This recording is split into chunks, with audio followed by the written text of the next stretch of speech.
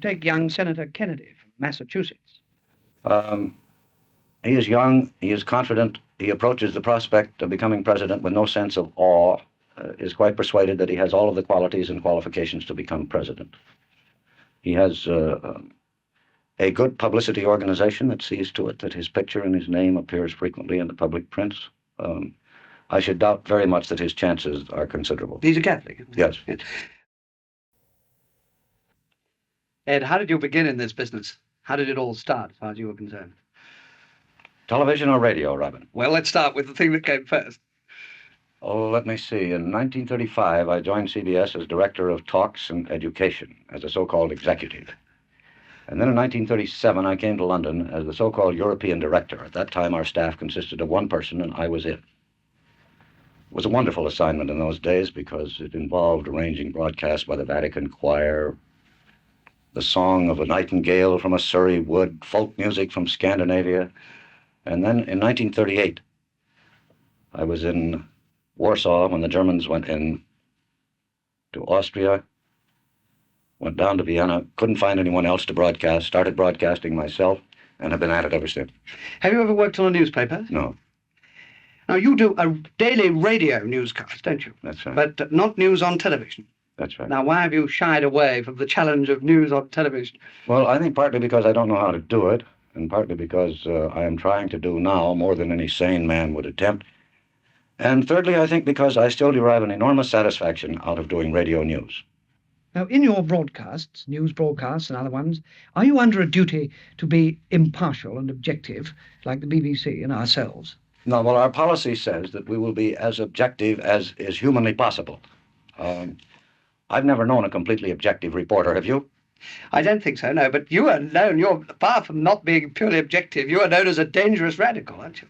In some quarters, yes. But in other quarters... Time magazine, I noticed, described you as being in favor of Labour, farmers, Democrats, underdogs, and Britain. Well, I think you have your order of precedence wrong. It should be Britain first, and then the others would come, yes. Now, how about your famous program in which you condemned Senator McCarthy? There was nothing neutral about that, was there? No, I broke the rules there, deliberately. Did you get into trouble?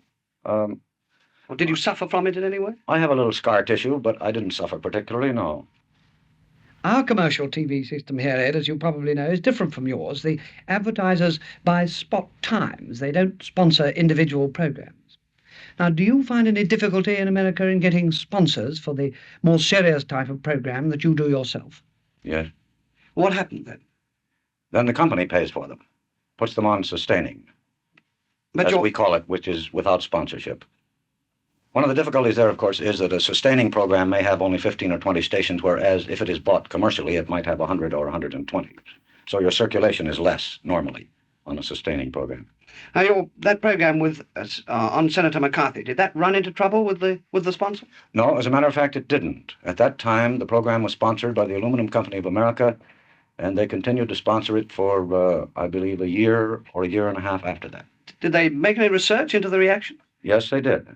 And so far as they could discover, the stature, and perhaps more importantly, the sales of the company did not decline as a result of the program. Now, could we go on to how our two countries stand as regards one another, Ed? You were last here at the time of Suez, just after Suez, weren't you? Right. Now, how do you think it compares with them? Well, Robin, I've only been here 3 days.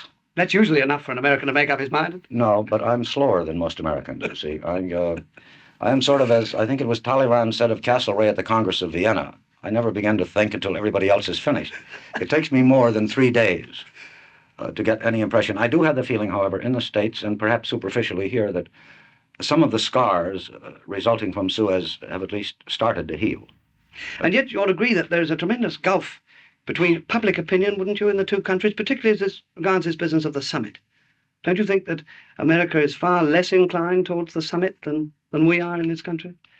Well, I must revert to something you said earlier. When you say America, this is a big word. Certainly the State Department, in the person of Mr. Dulles, is... But yet Mr. Atchison has been even more hostile to the summit. But neither one of them are necessarily the country. I would think there is a very considerable appetite in the country for a meeting at the summit. Do you think that Britain's possession of the H-bomb increases Britain's prestige in America as our Prime Minister has maintained it does? I think without doubt. And I think there is another thing that ought to be considered here, and that is that there are three powers in the world that have a nuclear capability: Britain, the United States, and Russia. As I wander about the world, I find a widespread suspicion that perhaps the Russians may use it deliberately, that the Americans may possibly use it recklessly, trigger-happy, thoughtlessly. No one, so far as I can discover, doubts British intentions. It's a very important thing. Could I ask you why the Democratic spokesmen in America, particularly Mr. Truman and Mr. Atchison, are opposed to President Eisenhower going to such a conference? Well, there is a widespread belief that any conference without adequate preparation is bound to fail. So far as the Democrats are concerned, I would think that they suspect that he is a very agreeing and agreeable man, president, that is. And also, it's good party politics. There's an election coming up, you know, in the autumn. Or isn't there a general feeling that the simple Ike would be outsmarted by the wily Macmillan and the unscrupulous Khrushchev? Isn't that what Americans feel? Well, there is always a feeling in America that we're going to be outsmarted, particularly by the British. Could I ask you what one of your newspaper pundits, Mr. Joseph Alsop, wrote the other day after a fairly short visit to this country? He said, "London is a city that all but stinks of defeat." Do you agree? No, I certainly do not. I think it was a fellow countryman of mine, Emerson, who once said that England had a pulse like a cannon. The pulse may not be quite like a cannon anymore, but certainly in the 4 days that I have spent here, I have had no sense of defeat. Turning to your own country, Ed, do you think that President Eisenhower is likely to resign next year in favor of Vice President Nixon? Not unless there is a very serious deterioration in his health. Do you think Nixon will be elected in 1960? You know, since 1948, I have concluded that there is little profit in prophecy. That was the time, as you will recall, when everyone thought Tom Dewey was going to be elected. I don't know, and it's too early to even make a winter book on it, I think. Do you think Nixon is of presidential timber? That's the phrase, Well, I believe. Yes, that's quite right. That's the phrase. He thinks so. A fair number of his party do. I don't know. Who's the most likely man to be the Democratic candidate? That was the one question which people couldn't really give me an answer to when I was over there. No, I can't either. I mean, there is sort of guerrilla warfare going on inside the Democratic Party now. Well, take young Senator Kennedy from Massachusetts.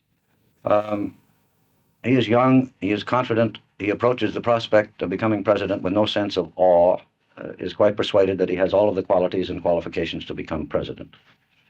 He has a good publicity organization that sees to it that his picture and his name appears frequently in the public prints. I should doubt very much that his chances are considerable. He's a Catholic. Yes. Adlai Stevenson? I was given 20 to 1 on him in New York. Well, you know, no one in America ever recovers from this virus. Once they want to become president, it recurs. I think it is still there with Mr. Stevenson. And Senator Symington, someone people don't know very well over here, but... Well, he comes from the right part of the country, Missouri, in the middle of the country. However, he's been in the Senate a long time, and traditionally a senator has difficulty becoming elected because he has created a voting record. He has stood for something and against other things. This is something of a handicap in our system. Governors are more likely to get the nomination. And to take another senator, would you say that the same applied to Senator Lyndon Johnson of Texas? Yes, he suffered from the additional handicap of coming from the South. There is always Governor Minor of New Jersey, who has a sort of neutral record in many areas.